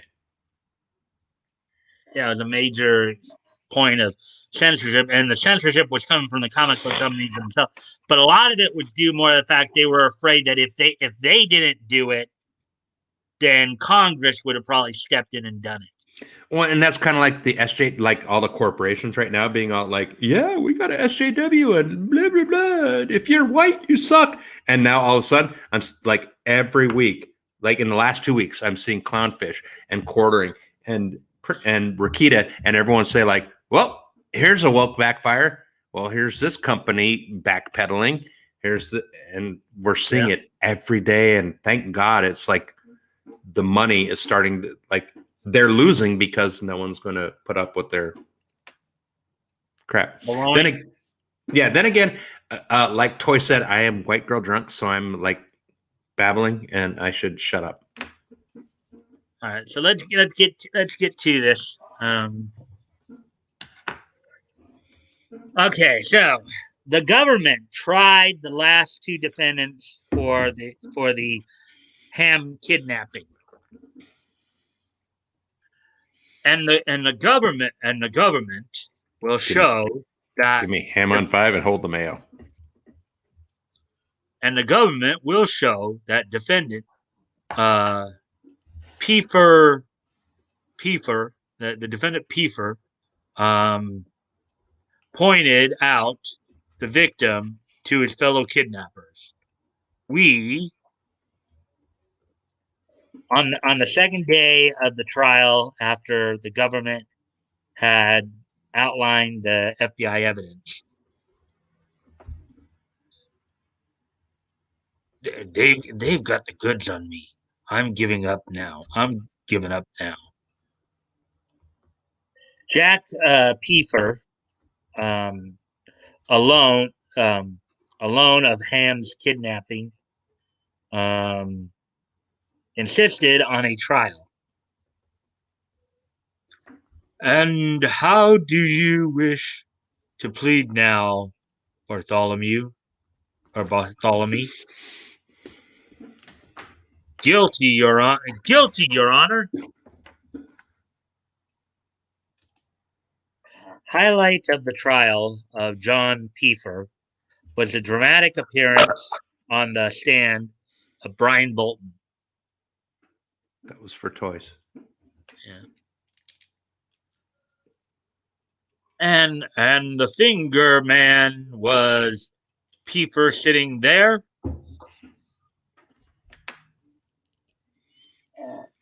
Carpus Fitzgerald Bolton, Bartholomew, and Piefer were held for sentencing. What is your verdict, gentlemen? We find the defendant, John Piefer, guilty as charged.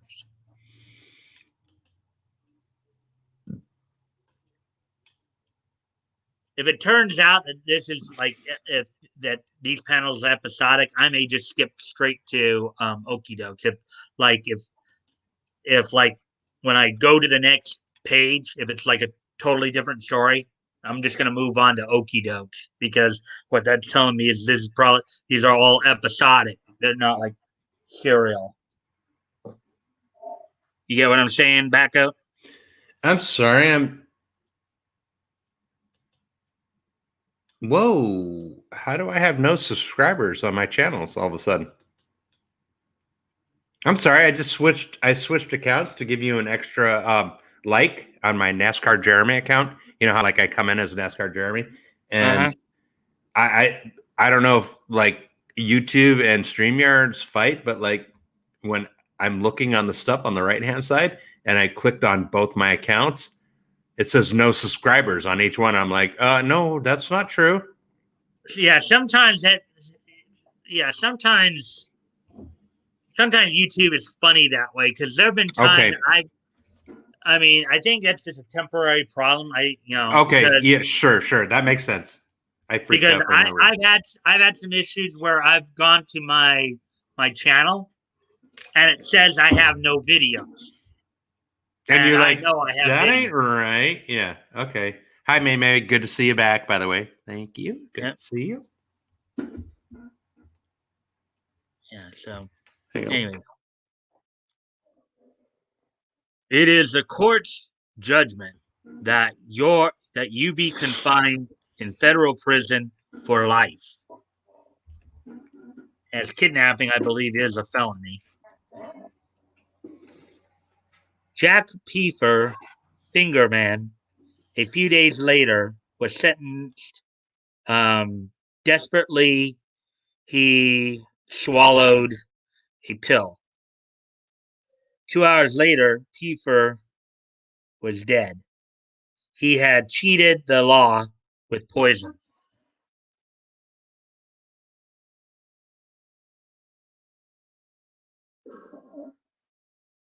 Alvin Karpis, one-time public enemy number one, and his kidnapped pal Charles Fitzgerald entered Alcatraz prison in July 1936 for life. Edmund C. Bartholomew, in whose home Ham was held, went to prison for 6 years. Bolton received 3 years. Wonder what the kidnapping was for. Was it like ransom or was it something else? Men versus Carpus gang in the perfect double snatch. Carpus life sentence, and then I guess Campbell, Doc, Barker, Fitzgerald, Davis, Sawyer, Weaver, Berg. Fred Barker killed in battle.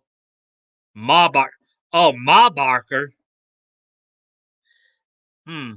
Wasn't that a famous the Barker family, the Barker gang? Gibson, they were all killed in battle. Ziegler murdered, Moran murdered, Harrison murdered. More than a dozen others convicted.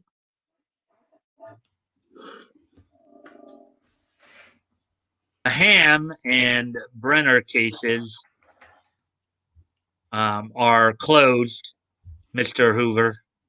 The whole gang is accounted for. A fine job. No. All right, just so you know, it's 12 till, so we got 4 in here, and I think like whoever's here with us right now probably will stay with us, or so. Yeah.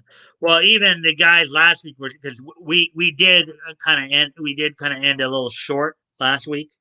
Yeah, you guys were reminding me last week that I think these are all separate stories, so probably move. Let's see. I know Okie Dokes is probably a bit more of a humor story, but they skipped the 4 stories I did. Like basically, I was going to do 4 stories, and if we had time, I'd go back and go through the humor ones. Oh, I think you got good stories though. I personally think like you had some good stories there, and we had good interaction, and we did what you like. We're talking about, how how society and Mm-hmm. and our comics, our entertainment parallels or mirrors our society right now. Mm-hmm. Does that make sense, or am I babbling No, again? we're getting a good idea of what entertainment was like back then and stuff like that.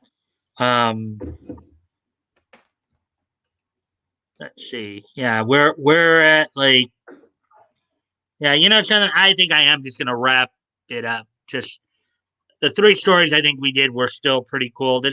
Not this one was bad, but we're already at hour and 50, so I think I will wrap up here. Okay, cool. I'm going to make another drink, Mike. So what I'm going to do is I'm going to turn my computer around again, and All right. Well, before you do that, Batgoat, let me ask everybody: is everybody ready for this day in each history? Because I think we're gonna go and wrap up here. So is everybody ready for this day in each history? History.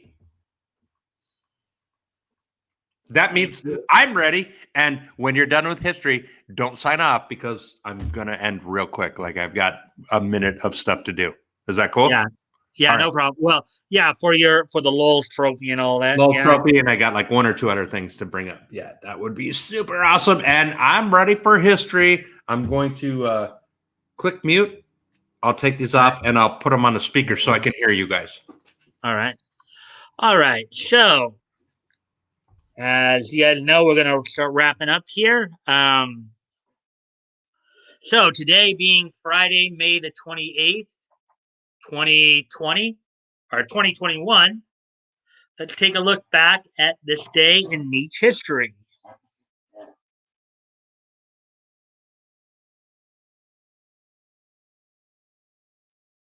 And the first stop we're going to make is we're going to go back 75 years ago today, as on this date in 1946, the 125th issue of Popular Comics went on sale on this date in 1946 from Dell Comics, one of the companies that we've talked about here. Of course, as you all know, because we have read some of the earlier stuff from Popular Comics here, started back in 1936, went on sale in January 1936, and the title ran all the way up till 1948. So on this date in 1946 was the 125th issue of Popular Comics from Dell Comics. So, anyways, so there's that one. Oh yeah.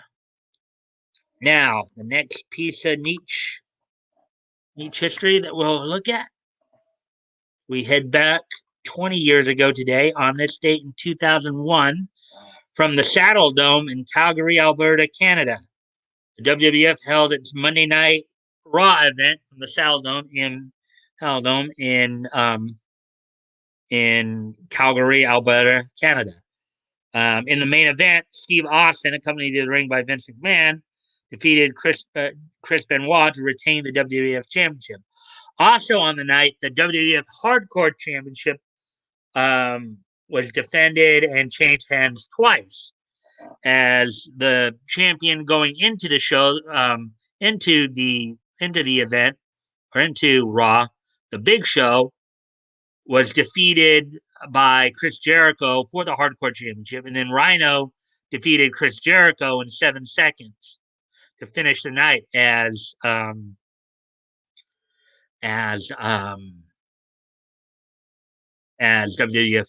Hardcore Champion. Also in somewhat of a battle of members of the Radicals and all that. Well, not necessarily the Radicals, but the Hardy Boys with Eddie Guerrero and Lita in their corner defeated Just Incredible and X-Pac with Albert in his corner. Just Incredible and X-Pac representing X Factor, and then later on in the night, Eddie Guerrero defeated Albert. So on this date in 2001, the Saddle Dome was WWF Monday Night Raw. And finally, one last piece of niche history here.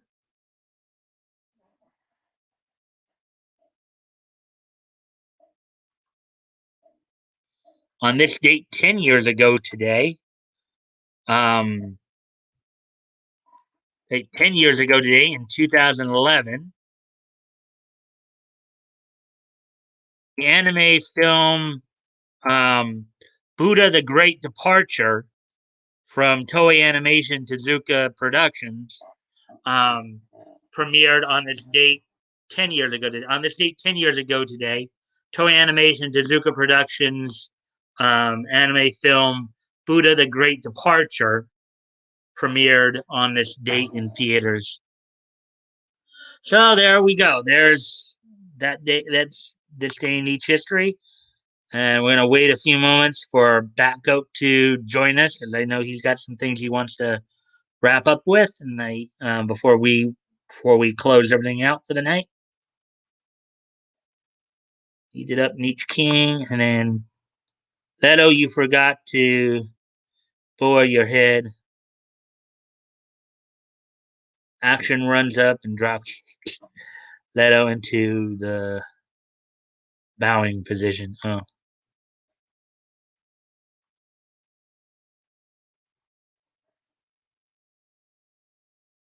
Huh?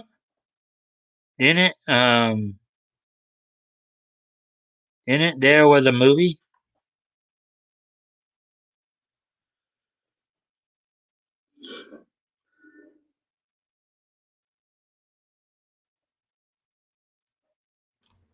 I'm back. I'm sorry. No problem. I just got done with this day in each history, so I guess. And if you can stick around afterwards for post game, no problem. And I heard it because you are on speakers right now. Do you see? Like I don't have headphones on, so I was listening. I was listening to everything. I was listening to all that cool wrestling stuff there. Let me just real quick though do this.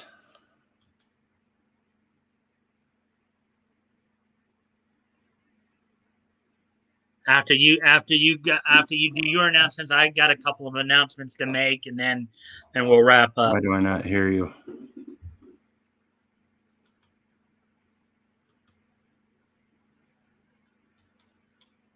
Can you hear me now?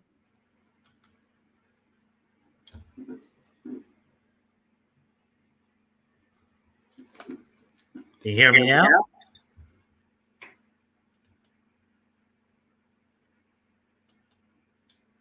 Okay, how about now? I can hear you now. Can you hear me? Hear me, but I can't hear you. I really messed something up on my. You know what I messed up? I unplugged my headphones. That tends to. Okay, Mike, are you there? Yeah, I'm here. Can you hear me now? It's still not working.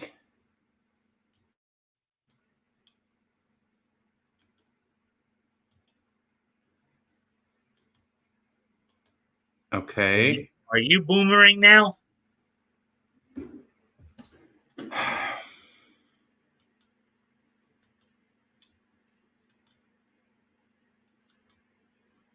How about now? I can hear you. Can you hear me? Yes, I finally figured it out. So, hi, anyone that's still watching the Mike Walters show, thank you for sticking around because I messed everything up. Sorry about that, Mike. No problem. I mean, now, is anyone still here? I didn't even look at the YouTube. Well, I think ATC and Leto are still here, and May they're all still here.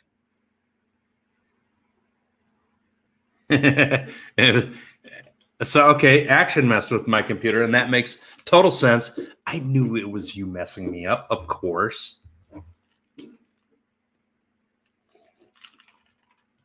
Ooh, and I did. Oh my God, I burned that drink. All right. First of all, let me move the potato mic so I can show you that. Thank you, Mr. Autopilot. I think he's a bear. Is he a bear or a dog? I think he's a bear. Thank you, Mr. Autopilot. I'm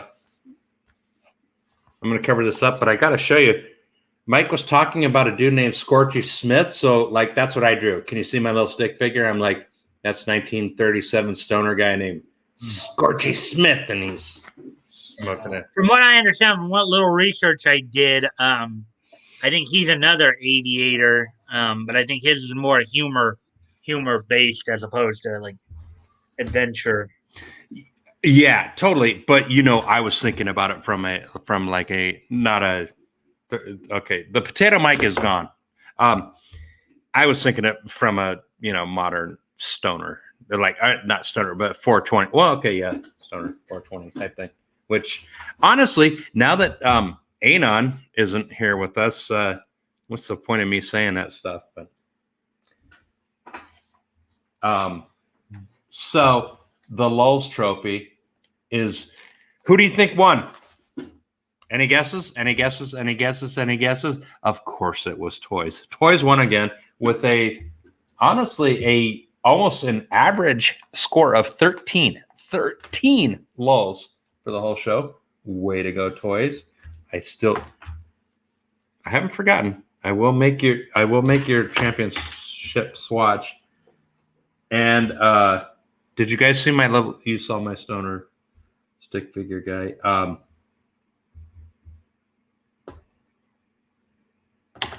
That was it. No, that wasn't it. I wanted to, once again, since I don't have the trophy here, Toys, you won. I'm pulling a card off the community chest for you. And let's see what you have won today. Guess what Toys got? Get out of jail free card. Uh-huh. Oh, I almost have to tape that to the page to remember it. And one last thing, Mike, Toys, I hope you are still here, because remember now my trophy page that's what I made for you during today's show. You're a hot dog. So that's the new Toys sticker Post-it trophy. All right. That's all. All right. So you got everything in there, Batgoat? I do. Thank you very much, Mike. And it was a pleasure as always being here. Right. Sure. Thank you for being here too. So a couple of quick announcements before we sign off here. One, this Monday, the 31st, open mic night. What I'm going to try to do this time is I'm going to actually try to put the StreamYard. I'm going to try to see if I can figure out how to pin the StreamYard link in the chat. If I can pull that off, make it a little bit easier rather than just keep putting it in every few times. So this Monday is open mic, the 31st. Yes, open mic is going to rock. Everyone's looking forward to it. Yeah. And next Friday, 1 week from today, we're going to be finishing up our time in October of 1937 with quality comics. I'm going to probably be reading a pair of George Brenner stories, The Hawk and the Clock, The Hawk and the Clock. The Clock. And then when after we read The Clock in issue 3 of Feature Funnies, probably time permitting, we'll look at some of the humor stories in there as well. And all my friends in chat know what I call the Clock. What's my favorite nickname for the Clock? Well, I know you'll say it right away, but let's see. Toys? Anyone? It takes like 15 seconds for the chat to catch up. I hate doing that. So we know what I call the Clock. He is. Say it, Mike. Mr. Napkin Face? It's Captain Napkin Face. Oh, Captain Napkin Face. He's the best superhero ever. Oh, and by the way, to any of you keeping score at home on the trophy, Toys is at an astounding 7, while Woody has 4. Anyone else that wants to get involved in the trophy championship, make your voices heard. Tell me some jokes during the chat.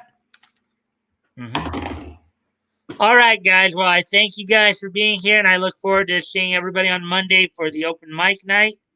And I shall now bid you all adieu. And Batgoat, you'll stick around for a few minutes. Absolutely. All right. All right. Thank you. All right. Well, guys, I will see you all on Monday. Bye.